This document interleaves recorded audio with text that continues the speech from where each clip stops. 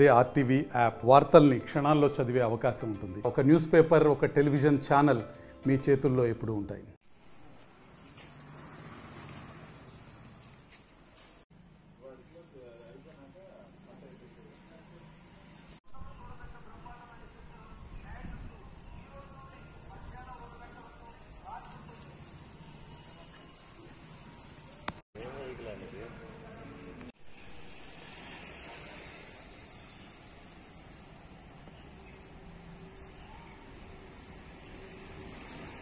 ప్రభుత్వం పేదలకు అందించే రేషన్ బియ్యాన్ని అక్రమ రవాణా అడ్డుకునేదాని కోసం కూడా ప్రభుత్వం ఎన్ని రకాల చర్యలు చేపట్టిన మటుకి ఈ అక్రమార్కుల రవాణా మటుకి యథేచ్ఛగా జరుగుతుంది.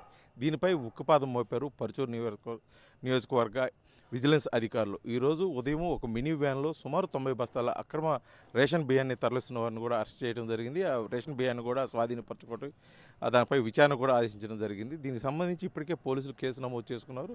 ఇక్కడ ఈ చుట్టుపక్కల ప్రాంతాల నుంచి కూడా తరలిస్తున్నటువంటి ఈ రేషన్ మాఫియాని పూర్తిగా అరికట్టేందుకోసం అధికారులు అయితే చర్యలు తీసుకోవాలని చెప్పేసి కూడా స్థానికంగా ఉన్న ప్రజలు కోరుకున్న పరిస్థితి. ఎందుకంటే గత కొంతకాలంగా ముఖ్యంగా చుట్టుపక్కల పల్లెటూరు ప్రాంతాల నుంచి కూడా ఈ రేషన్ బియ్యాన్ని కలెక్ట్ చేసి దూర ప్రాంతాలకు తరలించి దాన్ని మళ్ళీ పాలిష్ పట్టి అదేవిధంగా అధిక ధరలకు అమ్ముకుంటున్నారని చెప్పేసి ఒక ప్రధాన అభియోగం అవుతుంది. ఈ అభియోగాన్ని తిప్పికొట్టేందుకోసం కూడా అధికారులు గట్టి చర్యలు చేపడుతున్నారు. అందులో భాగంగానే ఈరోజు జరిగినటువంటి దాడుల్లో పరుచూరు నియోజకవర్గం పరుచూరు వై జంక్షన్ వద్ద జరిగినటువంటి తనిఖీల్లో సుమారు ఒక వెహికల్లో అంటే మినీ ట్రక్లో 90 బస్తాల అక్రమ రేషన్ బియ్యాన్ని తరలిస్తున్న నేపథ్యంలో కూడా విజిలెన్స్ అధికారులు చంద్రశేఖర్ ఆధ్వర్యంలో కూడా ఈ విజిలెన్స్ అధికారులు అయితే ఈ రేషన్ బియ్యాన్ని పట్టుకోవడం జరిగింది.